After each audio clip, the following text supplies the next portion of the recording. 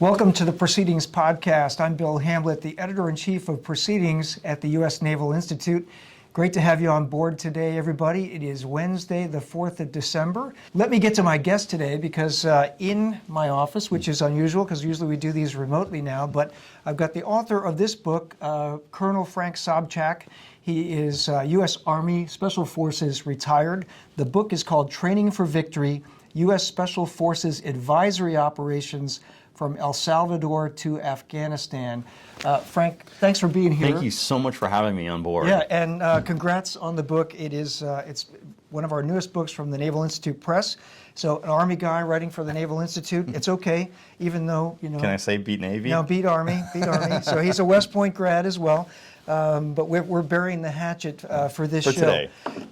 So just a little bit of intro to the book. So you examine the factors that influence the success and failure of U.S. Special Forces efforts to train and advise foreign security forces in a variety of conflicts. So I found it incredibly interesting, informative, and just the methodology that you use to delve into how do we measure the success or failure of these operations. So, what were the case studies that you looked at? The 5 conflicts that you looked at where U.S. Special Forces were embedded and did it's termed Security Forces Assistance. Yes. Yeah. Okay. So I did 5 case studies. El Salvador, kind of the tail end of the Cold War. Yep. The Philippines. Also looked at Colombia, Afghanistan, and Iraq.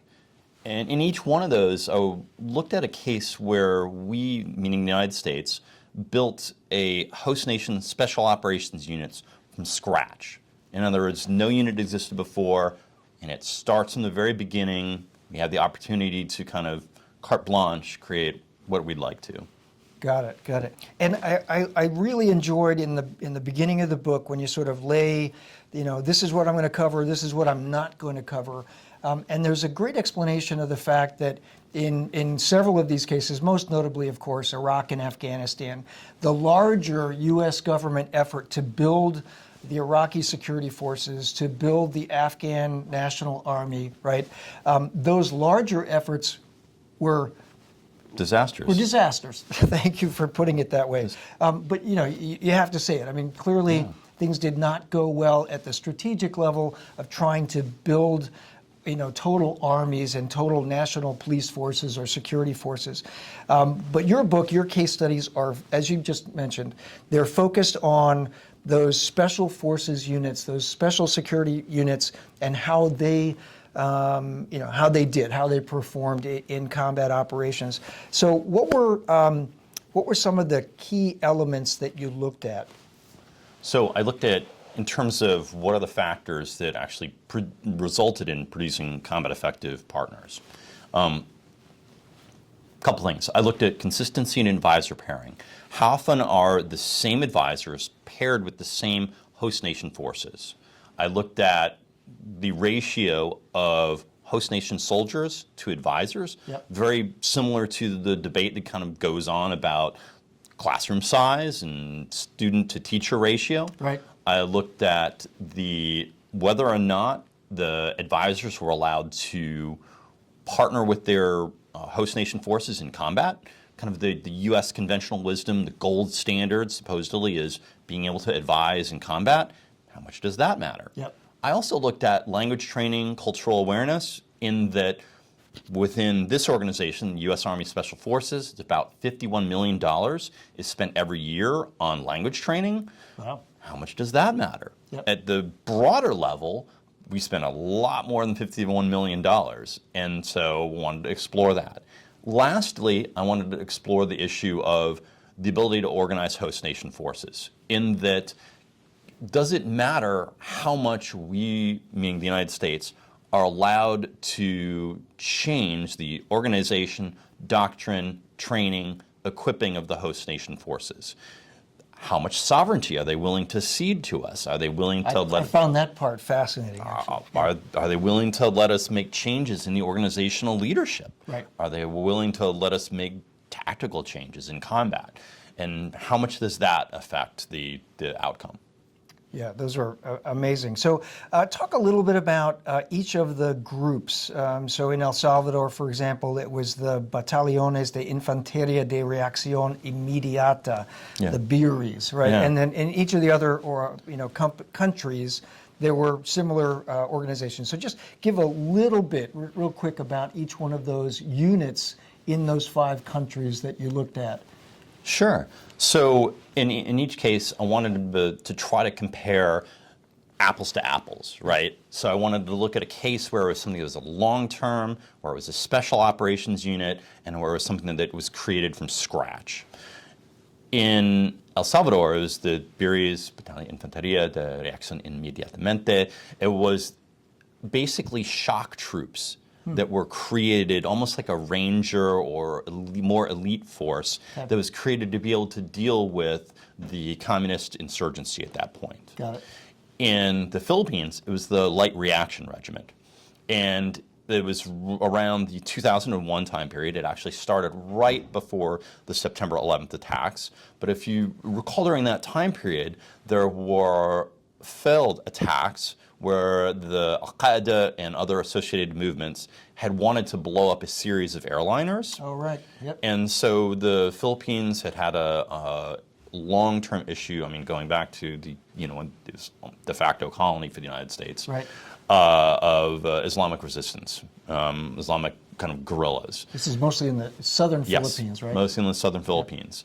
And so after that, failed attempts, they wanted to stand up a counterterrorism force, elite counterterrorism force that could do hostage rescue missions, kind of like the organization that we all know as Delta Force that may or may not exist. Right.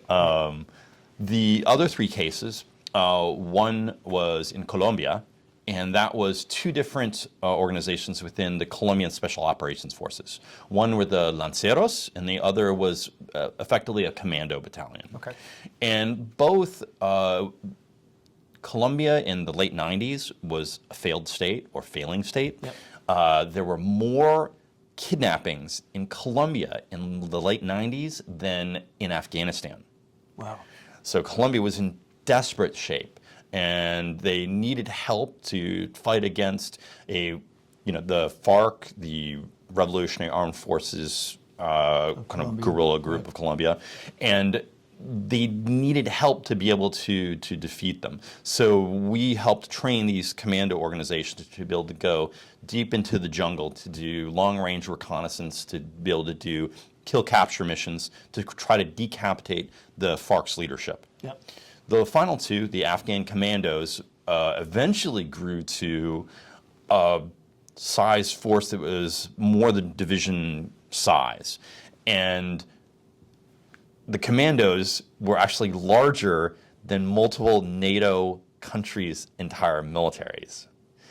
That's Wow. how big they became. The Afghan commando force became larger than several NATO countries' full, complete military Complete force. defense military forces, Wow. yes. Like you're talking 10,000? More like 18, 20,000. Wow. Okay. Yeah, so it was a large element. And Yeah. so within all these 5 cases, you have everything from the equivalent of Delta Force, like a 300-400 person organization, Right. to 18,000. Wow. So a lot of variation in there to kind of to look at. The commandos were created, again, because Afghanistan needed kind of a more elite strike force, Yep. not just your average conscript type force. And then the last organization I studied was in Iraq, the ISOF, the Iraqi Special Operations Forces, Yep. which were a combined counterterrorism and commando organization, again, designed to be able to do their own internal human intelligence operations, to be able to do the entire intelligence cycle of find, fix, finish, exploit, analyze, disseminate, and then complete the cycle again to do kill capture missions. Got it. Got it. Wow. And you evaluate all those organizations and those security force assistance missions from the U.S. with those host nation forces, building those host nation forces. You evaluate them and their combat effectiveness based on 4 major factors. So talk about those a little bit. Yeah, so I mean, this is something that the United States, I think, struggled with really a lot in. How do you evaluate it, right? How do you evaluate something? Is it working? Are you getting your money's worth, right? Totally. So something we struggle with massively in Iraq and Afghanistan is establishing measures of effectiveness, of combat effectiveness. Yep. And it's something, scholars debate about, military staffs debate about. And so what I did is I used a combination of counterinsurgency doctrine and then also counterinsurgency theory, kind of whether it be Mao or FOCO insurgencies or even T.E. Lawrence to kind of fall back. Some great quotes from Lawrence of Arabia, right? Yeah. To fall back on what makes a unit that's going to be doing counterinsurgency effective. Yep. And so I settled on 4 things. I settled on one is the ability to defeat the enemy in combat. Yep. Very self-explanatory. Sure. Like, can you beat the enemy? Secondly, I looked at whether they could fight at night. Is the organization, it gives a marked advantage over your opponent if you can fight at night. Yeah. I also looked at whether or not the organizations could conduct sustained combat for 72 hours. And I picked that because I felt it needed 72 hours reflects the ability to do combat resupplies, and there's the most critical important of logistics. There's the old adage that amateurs study tactics, professionals study logistics. Sure. That they have to be able to do resupply, and then also they have to be able to do casualty evacuation and absorb casualties. So there's a component of it in that they have the cohesion and strength and kind of wherewithal to be able to take casualties and still fight. Gotcha. The final one was to be able to fight without advisors present. And this one was the one where I was most closely tied to intelligence because in most of these cases, the partner force was able to fight clearly on its own. We left, the United States left, they were still successful. So I decided, okay, well, I've got to ratchet that down a little bit more and find something a little more descriptive. And what I settled on was the ability to conduct intelligence-driven operations. And that's the whole bind, fix, finish, exploit, analyze, disseminate. The unit on its own, with their own organic intelligence capabilities. Can they do that cycle? Can they do that cycle? Got it. Okay. I was very interested in 2 things because I worked with a SEAL team. I was not a SEAL, but I worked with a SEAL team that did a lot of this kind of work back in the 90s, and so many of the missions and the terminology in the book resonated with me. But there were 2 things that I remember SEALs, and we did some work with the Special Forces and in Latin America, and there was a strong belief that you had to speak the language, right? So language training was very important, and so you looked at that in the book. And the other one was, to your point about, fighting with or being there during combat operations, that the advisors, that as you said earlier, the gold standard was having advisors that are embedded in the host nation forces and then being there with them in combat, right? Talk through a little bit of like what your major findings were, what your recommendations, and did any of those sort of, we have to do this, long-held beliefs within the SOF community, were they debunked by your research? So in both cases, my conclusions challenge conventional wisdom. Yeah. And I think the clearest case is on combat advising.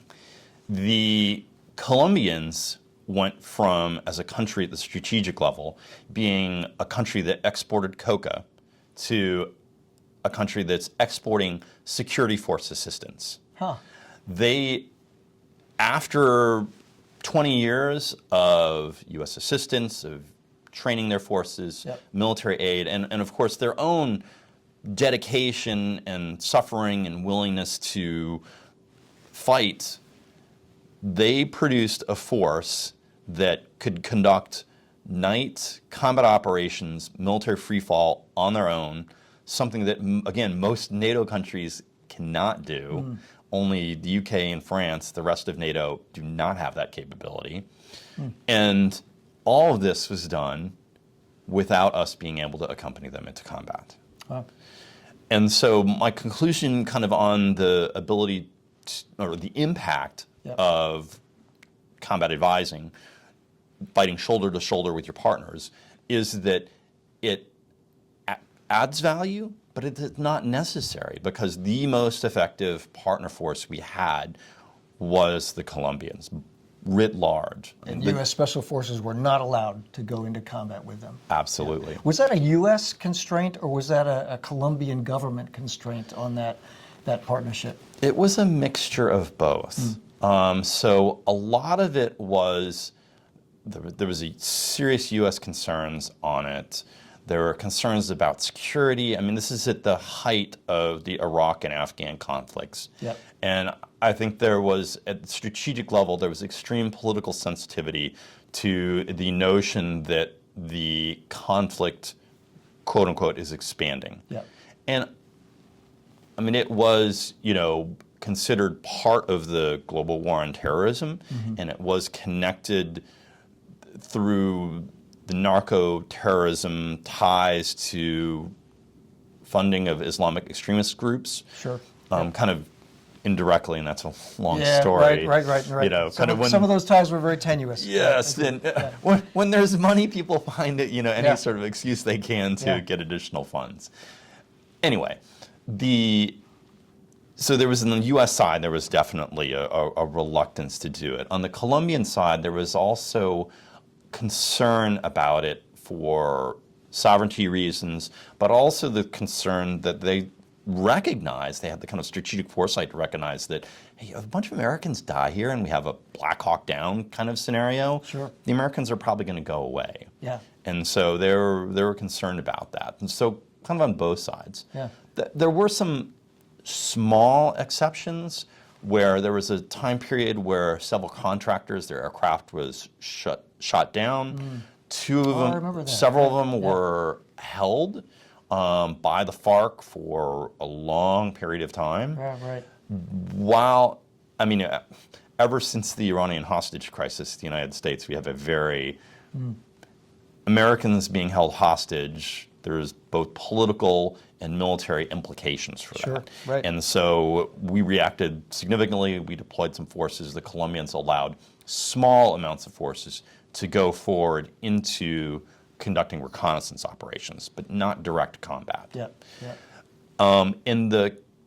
So that's the kind of the finding on advising in combat. Got it. The language is complicated, but it also somewhat challenges the conventional wisdom. The conventional wisdom, like you said, is, and that the SEALs indicated, Yep. is that you have to be able to speak the host nation language Right. in order to be able to advise, to be able to have an impact. For me, this is really hard because as a Special Forces, former Special Forces officer, Yeah. I And which group were you in, and Fifth- what language? What was your fifth group. focus? You were fifth group, so yeah, that's which is Middle East. Middle East group. So yeah. I Yeah. spoke, read, wrote Arabic. Wow. I was at 2+2+3 level, which meant I got paid. Yep. I was one of a handful of individuals at that level. I went to Georgetown, the Masters of Arts in Arab Studies program. I had 5 hours Arabic a day. Beat into me, tortured into me, hazed by, a certain Tunisian instructor who would make people cry over grammar mistakes in Arabic. I went to Jordan for a couple months also to study Arabic. Yeah. So my basis going into this was that language has to matter. Yeah, very important. Right. I also grew up in South Florida. I had one of my Spanish teachers was part of Brigada 2506. He was part of the, the Bay of Pigs. Oh wow. Okay. So I'm a 3 in Spanish. Okay. So I was also a Spanish linguist. Muy bien. But, gracias. So I went into it expecting to kind of conclude that, okay, well, language really matters. Yeah. But the challenge was that the more people I talked to on languages other than Spanish, Spanish is the exception, Yeah. almost everyone said that speaking another language is mission enhancing, but not mission essential. Got it. In that it helped, Yep. but not wasn't decisive. Right. And they said it for a variety of reasons. They said it because over the span of perhaps a 10, 20-year advisory effort, on the mission of advising and building just a tactical level unit, that's going to go blow things up, kill things, smash stuff, that mission does not require language skills as critically as other missions. Okay. Like, for example, standing up an intelligence organization or a partner school or something like that. Yep. But at that mission, over 10, 20 years, individuals start picking up language on their own.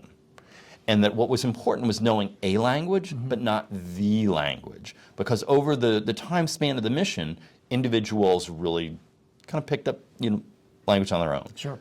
Also, the host nation forces, most of them spoke English. Got it, right. And so consequently, the dirty little secret is, even at the amount of Arabic that I had, I had a year and a half as a master's program. I spent 3 months in Jordan. I spent 6 months in the John F. Kennedy Special Warfare Center studying Arabic. I studied Arabic on my own every year. I was barely functional. I could get by, but to have an impact, to really be able to quickly communicate, it wasn't good enough. And so within the organization, there's so few people who are even at that level that the host nation forces who spoke English, when you tried to speak the host nation language, they were like, stop. Like, I speak English better than you speak Arabic, and I can speak 5 times faster.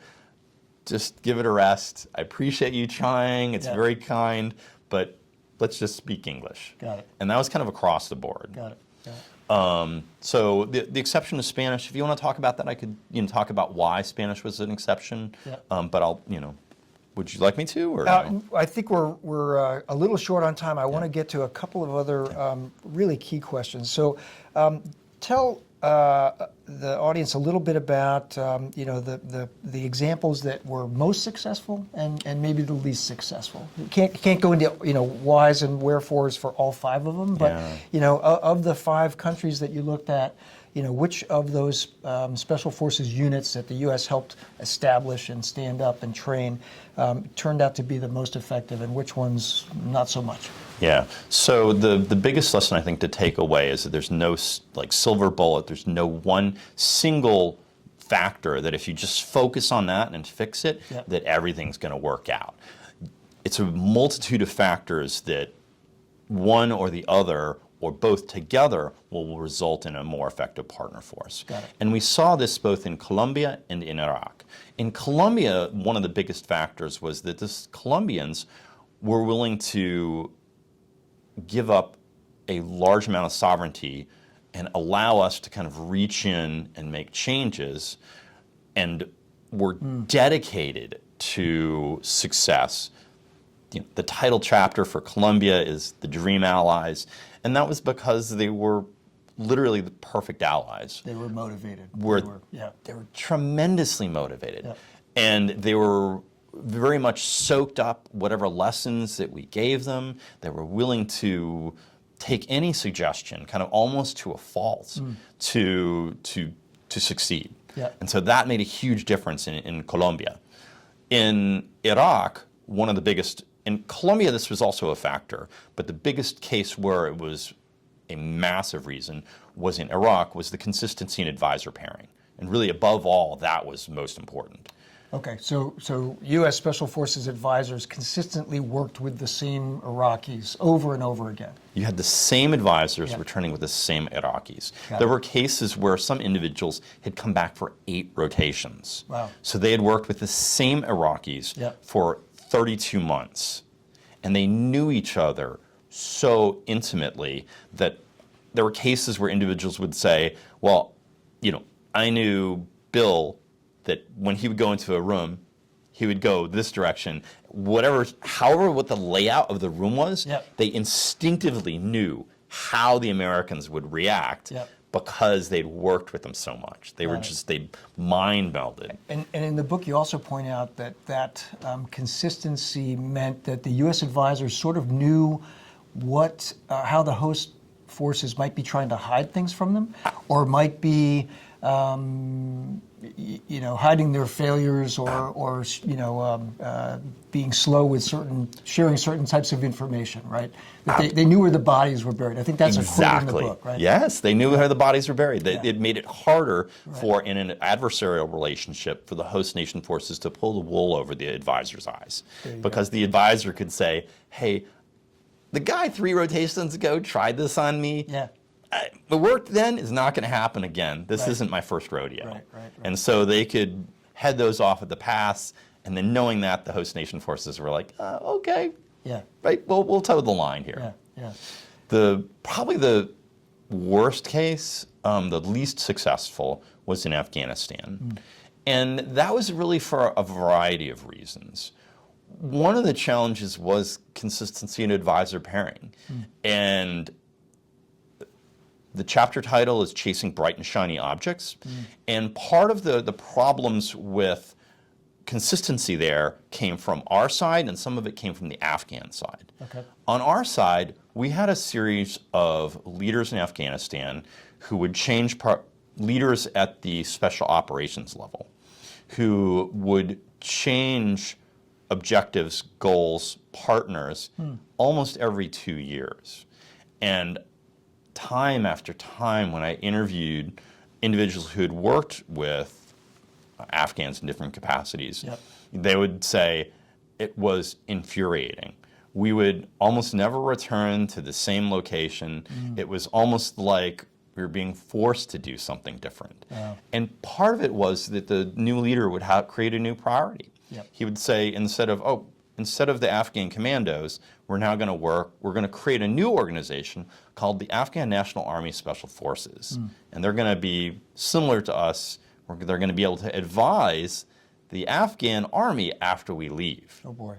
Yeah. And there was a series of different priorities, different bright and shiny objects. At the same time, the Afghans, because they took so many casualties, because it was such a large organization of 18,000 people, because the conflict was so long, people would come into the army, muster out.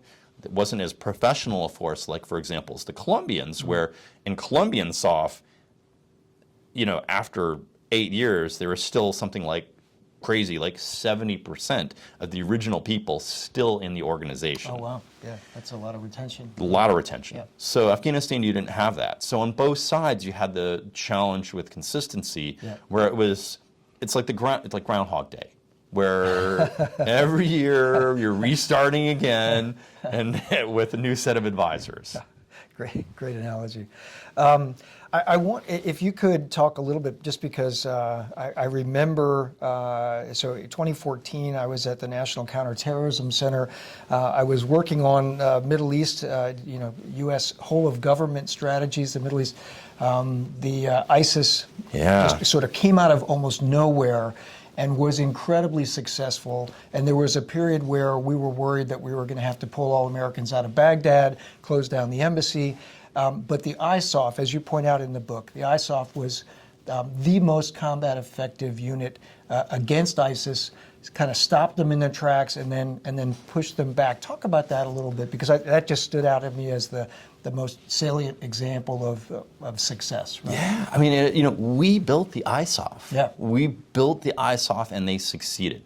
As you indicated, in 2014, we thought Baghdad was going to fall. Yeah. And we were getting ready to evacuate Americans, and yet the ISOF fights a retrograde operation from Mosul all the way to the environs of Baghdad. Yeah. And retrograde, as you know, it's the most difficult military operation to conduct. They end up holding key crossroads at Beji, which is also strategic because it's an oil refinery. Yep. They hold that and end up getting surrounded. And ISIS is fighting them for the better part of 2 weeks. The ISOF is starting to run out of ammunition, yet they're still fighting. Yeah. So to your point of, you're testing 72 hours. These are well past that. Yeah. Well past that. Yeah. And I mean, you're surrounded. Okay. ISIS actually goes to the commander of this battalion minus organization and says, look, we'll give you free passage. You can even keep your weapons. You can fight us later. But look, you're going to get killed. You're going to run out of ammunition, and we're going to kill all of you. Or trust us, we'll let you go through. You can go back to Baghdad. You can, go there. Right. We just want the crossroads. In a very much a Bastogne-style replay, the Iraqis told ISIS, Pound sand. pound sand. And they kept fighting, and they're able to get aerial resupplies. And then in conjunction with American and other airstrikes, they were able to push them back, and they held. Yeah, very impressive. I want to ask, we're running out of time. I want to bring this, I know I'm asking an Army Special Forces colonel and a West Pointer to... Beat Navy. Yeah, beat Army. No. So we're running short on time. I want to ask one last question because it brings, and I'm asking an Army guy to talk Navy stuff for a minute, but the last couple of years in proceedings, we've had a series of articles we've called the Maritime Counterinsurgency Project, and it's really looking at how the Chinese are acting toward their neighbors in the South China Sea, and how the original author of one of these articles likened that to an insurgency, right? It's not a great, it's not a perfect parable, right, or analogy, but it's a pretty good one, right? Agreed.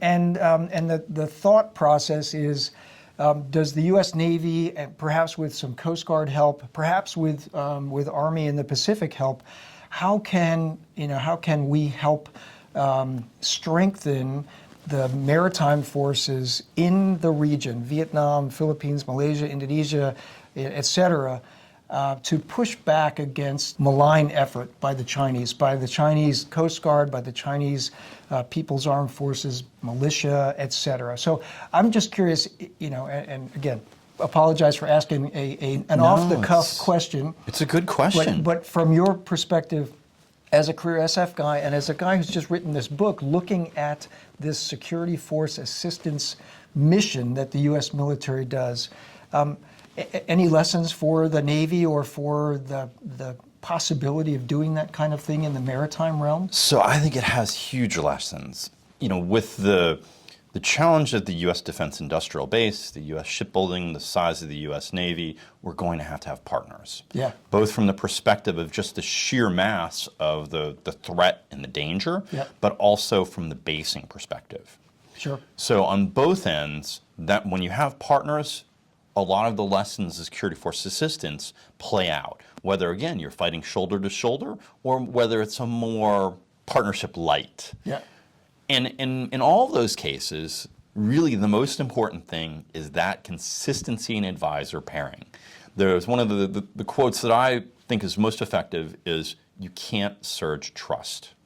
When you have to ask a partner or a friend for something difficult, it can't be 20 years later. Yeah. You have to maintain that relationship over time. Right. It requires constant effort and maintenance, and it requires those deep interpersonal bonds and those relationships to be able to ask those hard asks, those difficult questions on, hey, we really need this. Yeah.